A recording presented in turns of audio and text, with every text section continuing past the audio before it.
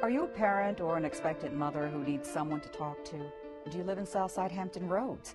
The Planning Council and Sentara Norfolk General Hospital have teamed up to address the need for screening at-risk moms who may need some home visiting services. Elizabeth Limbaugh is home visiting intake coordinator for the Planning Council. Heike Nix is a nurse clinician for Sentara Norfolk General, and Tanyata Green is a social worker in Sentara's Care Coordination Department. Care coordination, that's the big key here, being able to streamline some processes that might have been a little not so well assembled in the past, but also addressing a need that's very important to young mothers. So, Elizabeth, the Planning Council is in partnership with Sentara on this. What prompted the teaming up? There was a need for some home visiting services, some extra support for mothers. Every mother really needs that extra support behind them, but also the need to identify some behavioral health risks, some substance abuse services, mental health services, domestic violence services, things like that. And there was a need to try to figure out how to identify what those mothers needed and how to connect them to those services for those needs. Okay. So these are, we mentioned mothers who maybe are women who may be expecting or maybe just had a baby, but this really goes beyond the infants. The program is available to any family who has children under 5 or expectant mothers.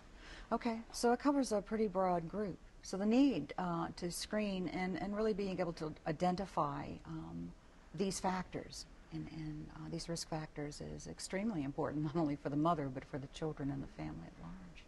As a nurse clinician, I imagine this is something that you encounter quite a bit. Definitely. There's been plenty of times in the past, the social workers like Tanyata do what they can while they're inpatient to meet the needs going home, but sometimes you just know as a nurse that the family's not got the support that they need.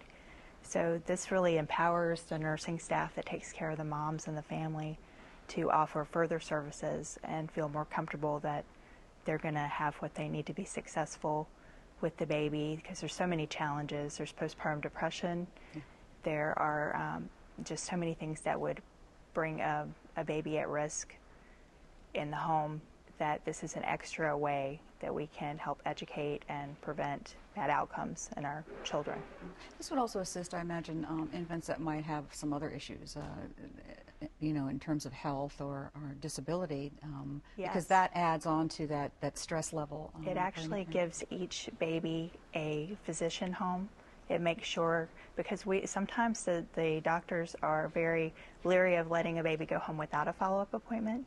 They're afraid they're going to lose them to the system. They won't be able to know that baby got follow-up care from a physician. So it is better off for the health of the whole family, and maybe they will also follow up with physicians the way everybody's supposed to, but some people aren't able to. So this provides sort of that support net to help people stay on track. And the encouragement, and I think that face-to-face probably is very important too. From your perspective, when you're working with mothers that are in need, but maybe they don't realize what they need, or they don't want to admit that they need it, or there may be other factors that are preventing them from being really open with you. Right. So what do you see as the real goal behind what it is you do? Early intervention for me is key. I feel like the earlier the intervention, the better the outcome. From day one, when moms deliver, if they're at Sentara Norfolk General, I am one of the many faces that they see to let them know that there are some supports out there. I'm very adamant when I say I feel that it still takes that village. So these community programs are important for our moms, and to be able to have those supports in place. A lot of our families, they may have broken families, or they may not have the supports that they need, and they don't want to ask for support. So when I talk with them about some of the important things that are safety factors for our babies, for our families. So I really feel like it's important for these programs, through the Planning Council, through our community supports, to step in there and begin to help our families. What are some of the things you might suggest to a new mom or a young mother or a mother with a child, 5 or under, that may really make a difference and maybe surprise them at the same time, as far as what they might be able to do to make it better for them?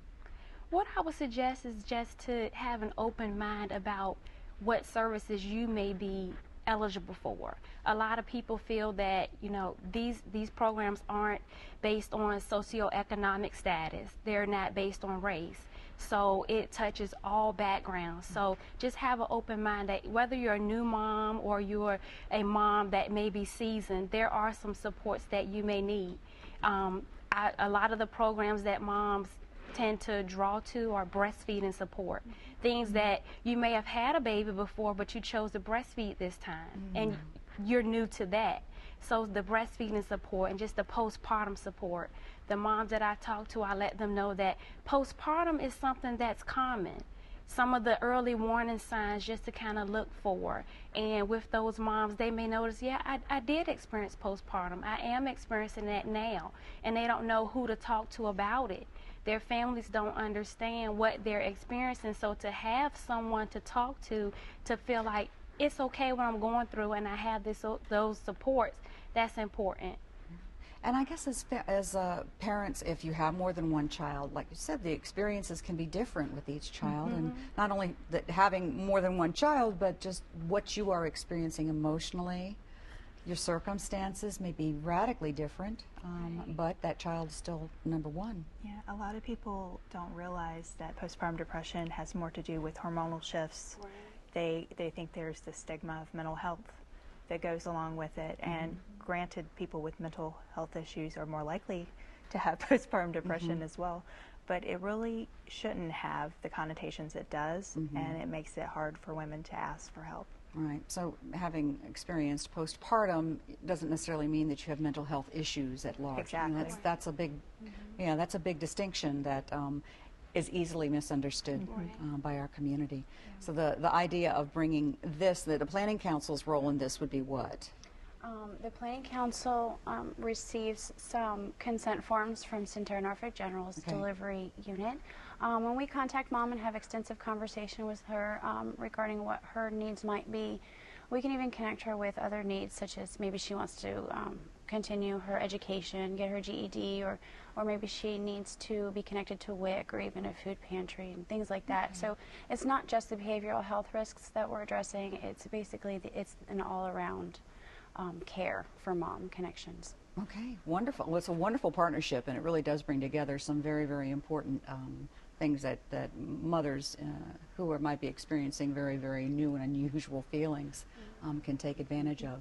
We've seen the phone number up on the screen, so you can give the Planning Council a call, and they can hook you up, and you may even get to meet all three of these women at some point in the journey. But just know that there is help for people who may not realize that there really is somebody out there that will listen and address your specific needs. So thank you for sharing a great program. I wish we could get into it even more. It was really interesting.